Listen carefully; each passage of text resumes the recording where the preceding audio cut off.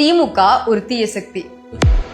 தாவேகா தலைவர் விஜய் அவர்கள் சொன்ன மாதிரி தமிழ்நாட்டுக்கு திமுக என்னைக்குமே ஒரு தீய சக்தி தான். CN அண்ணாதுரை அவர்கள் தலைமையில 1949 செப்டம்பர் 17 உருவாக்கப்பட்ட திமுக இதுவரைக்கும் தமிழ்நாட்டுக்கு என்னென்னலாம் செஞ்சிருக்காங்கன்னு சொல்றேன், கேட்டுக்கோங்க. தமிழ்நாடு இந்தியாவின் முதன்மை மாநிலமா மாறதுக்கு காரணமா இருந்த 69 விழுக்காடு இடஒதுக்கீடு கொண்டு வந்தது இந்த தீய சக்தியான திமுக தான். தமிழ் வழி கல்வியை ஊக்கப்படுத்தி பல முதல் தலைமுறை பட்டதாரிகளை உருவாக்கி இன்னைக்கு கல்வியில் சிறந்த தமிழ்நாடு மாறி இருக்கிறதுக்கு காரணமும் இதே தீய சக்தியான திமுக தான். உலக மொழிகளுக்கெல்லாம் தாய்மொழியான தமிழ் மொழிக்கு செம்மொழி அப்படிங்கிற அந்தஸ்தை 2004 வாங்கி கொடுத்ததும் இதே தீய சக்தியான திமுக தான். பெண்களுக்கு சொத்துரிமை, சுயமரியாதை திருமணத்துக்கு சட்ட அங்கீகாரம்னு சட்டம் மூலியமா சமூக புரட்சி பண்ணதும் இதே தீய சக்தியான திமுக தான். இந்தி திணிப்பை எதிர்த்து இருமொழி கொள்கையை அமல்படுத்தினதும் இதே தீய சக்தி தான்.